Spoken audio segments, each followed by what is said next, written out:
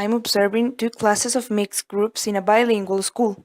Students are in the ages between 15 and 17.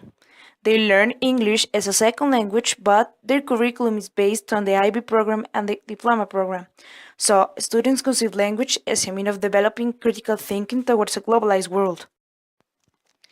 In my opinion, they are advanced users of the language, so they are able to think and express themselves critically about any global issue that we are facing either right now or in the near future. As the diploma program is focused on developing their critical skills, the teacher always brings up recent global issues that affect us, such as environmental problems, the power of language, and the power of social media. As students are related or familiar with those kind of topics, it is easier for them to discuss further from their own experience. Moreover, the classroom setting allows students and teachers to look up on the internet for videos, images, resources, and any other kind of information that could flesh their knowledge out.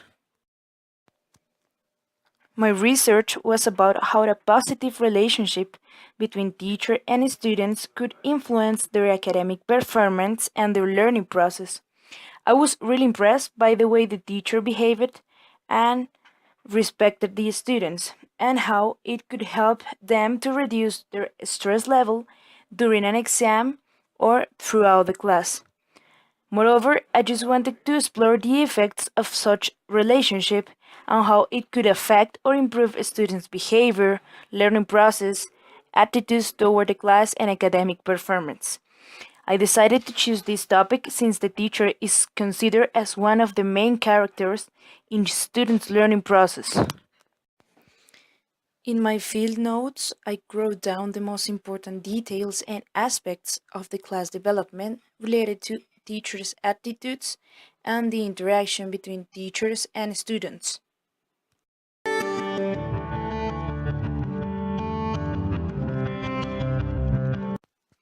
According to Lynch and Cicchetti, 1997, the quality of the teacher-student relationship has an impact on the student's school adjustment.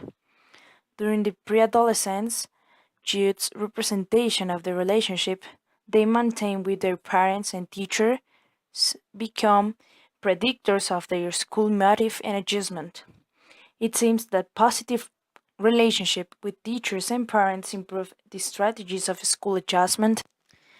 In the class that I am observing, it is clear how the teacher implements different strategies to maintain a close relationship with the students. Once, she used a yoga exercise to reduce their stress levels before presenting an oral exam. According to Buckle, 1985, students in a school with perceived positive atmospheres may be more encouraged, like a school better, and become more engaged. This increased engagement may in turn stimulate them to work harder, thus fostering higher achievement. In the class that I am observing, the teacher always started by asking how they were feeling that day and telling them that it was finally Friday. Moreover, I think that it was an advantage that the teacher knew them since they were in fifth grade, so it is easier for the teacher to know how they behave, how they work, how they manage their time, and all of that. Pierce, 1984, stated that teachers' behaviors would nurture the emotional needs of their students, showing care, respect, and physical closeness helped to increase the students' level of academic attitude and their formation of more positive attitude towards school and self. Indeed, she explained me that the key of having a good class atmosphere was to respect them because if they feel respected, they will respect you and your class.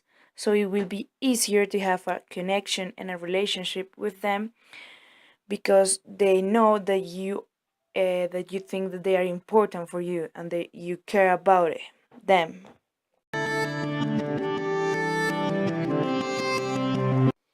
How teacher treats students affects directly the class perception that students have. Furthermore, it could lead to lower academic performance and several negative attitudes toward the teacher and the class.